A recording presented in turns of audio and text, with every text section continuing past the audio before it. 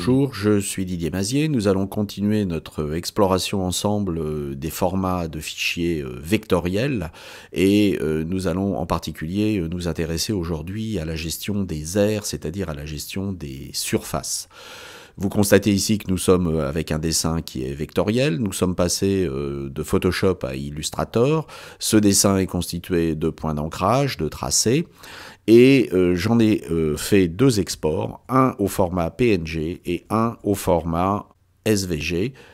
Le premier format PNG est en bitmap et le deuxième SVG est en vectoriel. J'ai ensuite importé ces deux images dans un même fichier HTML, ici dans un logiciel d'Adobe qui s'appelle Muse.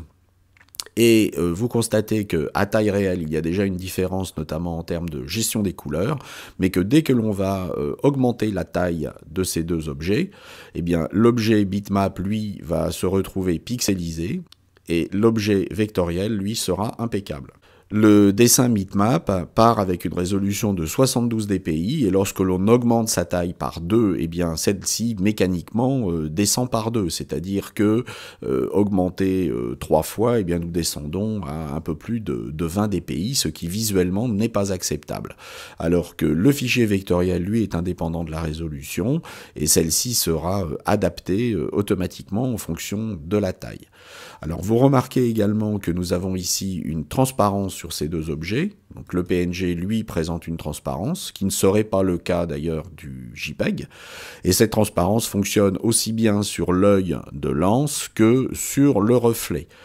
Alors nous allons maintenant regarder comment fonctionne la création de ces aires et pourquoi nous avons cette transparence sur ces deux objets et comment faire pour avoir une transparence au niveau de l'anse mais garder un reflet ici qui serait un reflet blanc. La définition des aires est assez simple, hein. Nous allons prendre un exemple géométrique. Nous allons ici tracer un rectangle. Vous voyez que ce rectangle est défini par des points d'ancrage qui vont constituer ici des angles. Mais cela pourrait être également des points d'inflexion, c'est-à-dire en clair des arrondis qui moduleraient des courbes.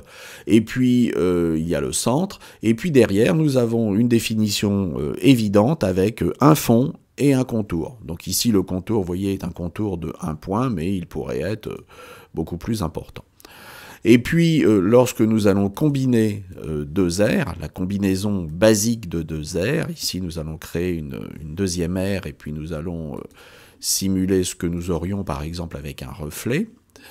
Lorsque nous allons combiner ces deux aires, nous avons la possibilité de les associer, et auquel cas, lorsque nous les associons, eh bien, ces deux éléments sont regroupés, mais vous n'avez pas de transparence. Vous voyez que la tasse n'apparaît pas ici derrière. Si par contre, nous dissocions, si par contre nous créons ce que nous appelons un tracé transparent,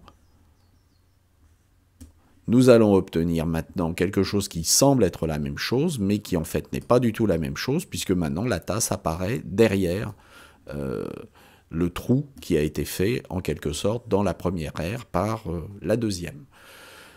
Donc les aires sont gérées de manière assez simple.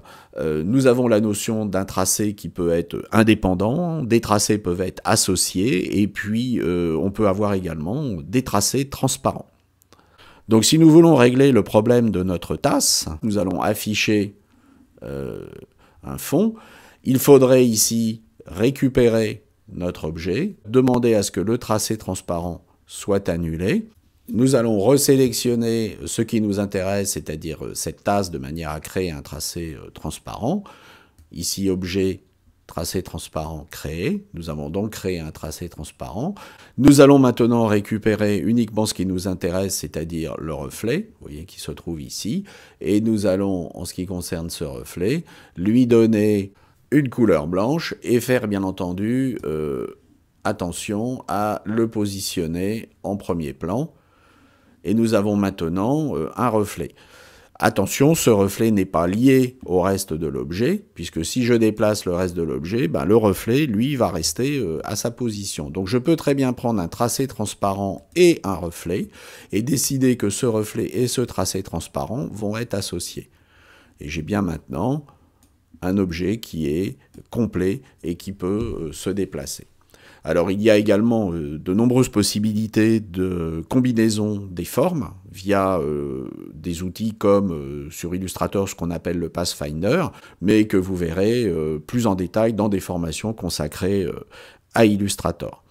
Donc voilà ce qu'on pouvait dire sur les aires. J'espère que cela vous a intéressé et que vous comprenez un peu mieux maintenant comment sont gérés les espaces vectoriels.